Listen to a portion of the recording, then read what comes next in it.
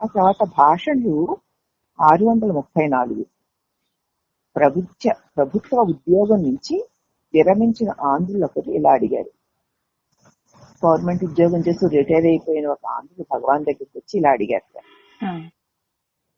భగవాన్, చాలా కాలంగా ఓంకార ఉపాసన చేస్తున్నానండి.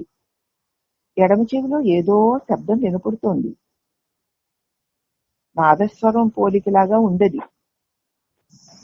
ఇప్పుడు దాన్ని నేను వింటూనే ఉన్నాను. మీతో మాట్లాడుతున్నప్పుడు కూడా నేను నాదస్వరములాగా వినిపిస్తున్నటువంటి ఆ శబ్దాన్ని వింటూనే ఉన్నాను.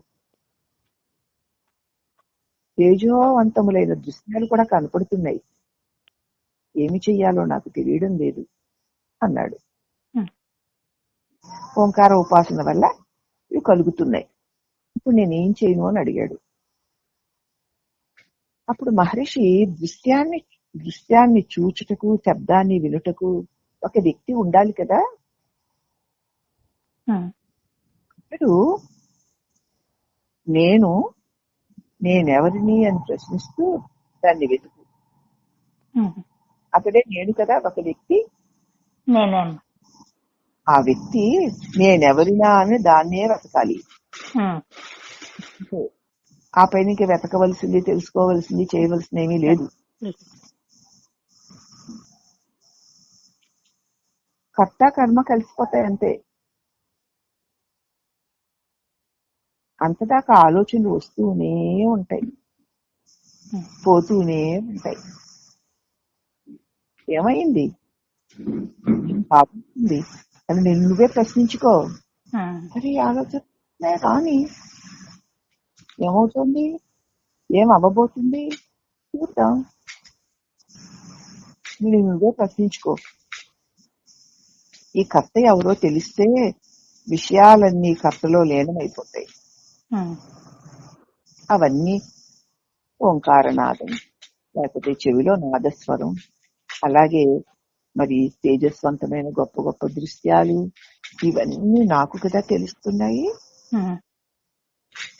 ఈ తెలుసుకుని నేనెవరు అని ఆగి ఉంటే అవన్నీ తెలియబడే వాటిగా, కలిగి తొలిగే వాటిగా నీవు స్థిరంగా నిలబడి చూస్తూ ఉంటే అప్పుడు కర్త తెలిస్తే నేను కదూ అన్నిటినీ ప్రకాశింప చేస్తూ తెలుసుకుంటూ ఉన్నాను. అట్టి కర్త తెలిస్తే ఈ విషయాలన్నీ కర్తలో విలీనం అయిపోతాయి. ఎలా విలీనమవుతాయి? ఆశ్రయించుకుని ఉన్నాయి, ఆశ్రయించుకుని అవి నా చేత తెలియబడుతూ తాత్కాలికంగా కలిగి తొలుగుతున్నాయి అన్న జ్ఞానం కలిగేసరికి ఇంతకు ముందు వాటికి విలువనిచ్చావు కదూ. అంత గొప్ప పదం వినబడుతోంది, అతి గొప్ప దృశ్యాలు కనపడుతున్నాయి అన్నావు చూడు. అట్టి విలువలేవి వాటికి ఇవ్వకపోవడం వల్ల అవి లేకుండా పోతాయి.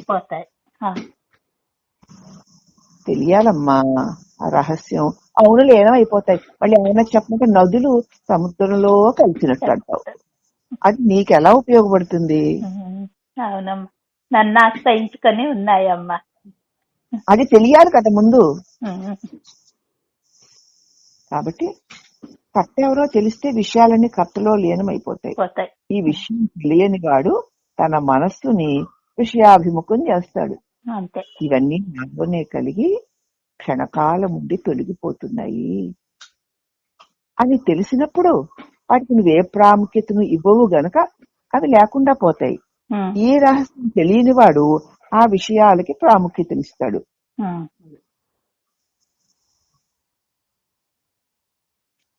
ఆ విషయాలు కనిపిస్తూ ఆహా ఓహో అనిపిస్తూ ఉంటాయి. మంచివైతే మంచిగా, చెడ్డవైతే చెడ్డగా అలా కనిపిస్తూ మాయమైపోతూ ఉంటాయి. మరి అందువల్ల తన నిజస్వరూపమైన ఆత్మకు విషయాలకు భిన్నంగా గల నిత్య వస్తువు గుర్తించగలవా? మరి లేదమ్మా. సరిపోతుంది కదా, ఏదో సరే ఆహా ఓహో అన్నది తెచ్చా అంటున్నావు. ఇంకా వీటన్నిటికీ కారణమైన నిజస్వరూపాన్ని నువ్వు గుర్తించలేకపోతున్నావు. విషయాలు అదృశ్యం అయినప్పటికీ మనస్సు విషయబద్ధమే అయి ఉంటుంది గనక ఆ విషయాలు లేకపోతే దుఃఖం కలుగుతూ ఉంటుంది.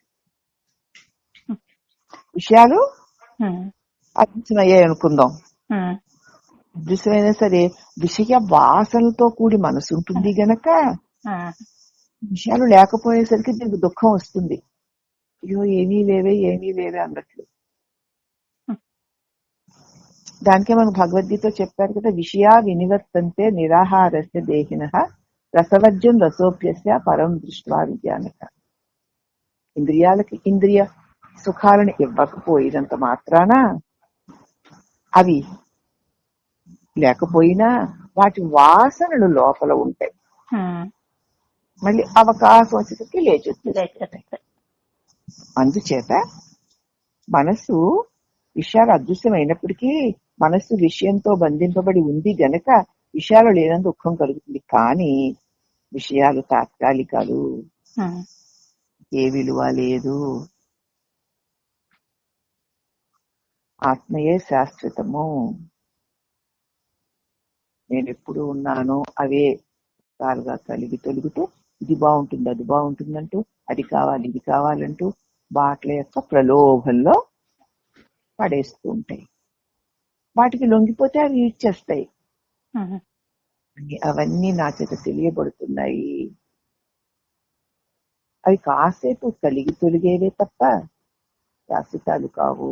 నేను ఆ శాశ్వతమైన ఆత్మస్వరూపమును. నిజమైన ఆత్మ తెలిస్తే కర్త కర్మలు రెండు ఒకటైపోతాయి. అద్వితీయమైనటువంటి వస్తువు ప్రకాశమానమవుతుంది. చేసేవాడు చేయబడేది, చూసేవాడు చూడబడేది అన్నది ఏది ఉండదు. ఒకవేళ చూసేవాడు చూడబడేది ఉంది అంటే చూసేవాడి ఆసక్తిని బట్టి చూడబడేది ఉంటుంది అంతే. అవునమ్మా. చూసేవాడికి విషయాసక్తి లేదనుకో, చూడబడే దృశ్యం ఉండదు. అప్పుడు భక్తుడు అయితే మరి ఈ ఓంకారం కూడా లీనమైపోతుందా అని అడిగాడు. ఇప్పుడు మహర్షి ఓం నిత్య సత్యం, ఏ ప్రపంచం అంతరించిన పిదప మిగిలి వెలిగేది ఓమే. అది దేనిలోనూ లీనం కాదు. ఆ స్థితిని గురించి ఇలా అన్నారు,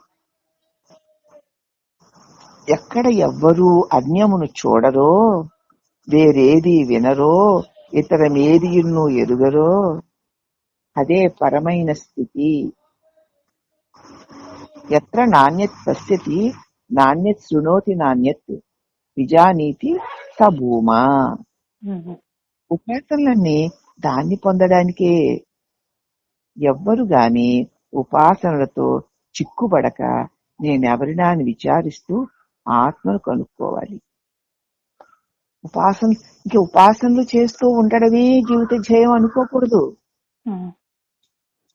ఉపాసనలు చేయొద్దని కాదు, ఉపాసన వల్ల ఏది సత్యమో ఏది అసత్యమో తెలుస్తుంది.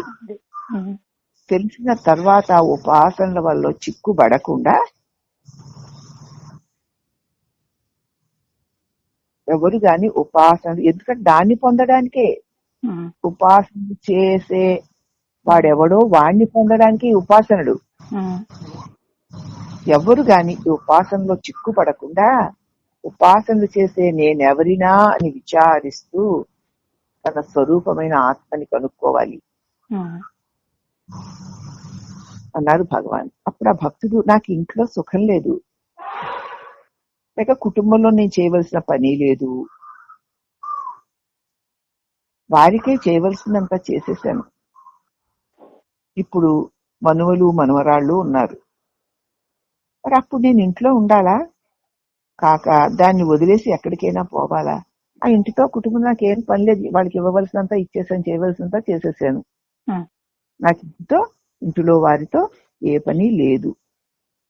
ఇప్పుడేమో మనవలు మనవరాండు ఉన్నారు, అయితే నేను ఇంట్లో ఉండనా లేకపోతే దాన్ని వదిలేసి ఎక్కడికైనా వెళ్ళనా అన్నాడు. ఇప్పుడు మహర్షి అన్నారు, నువ్వు ఇప్పుడున్న చోటే ఉండు, కానీ నువ్వు ఉన్నది ఎక్కడో చూడు.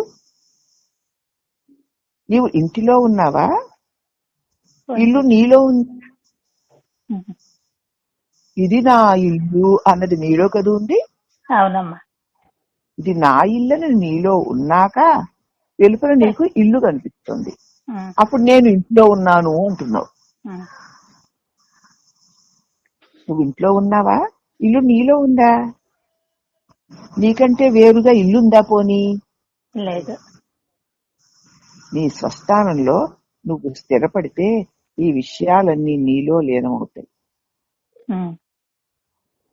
నాలోనే ఇల్లు, నా భార్య, నా బిడ్డలు, వారి బిడ్డలు అన్న వాళ్ళందరూ నాలోనే ఉన్నారు.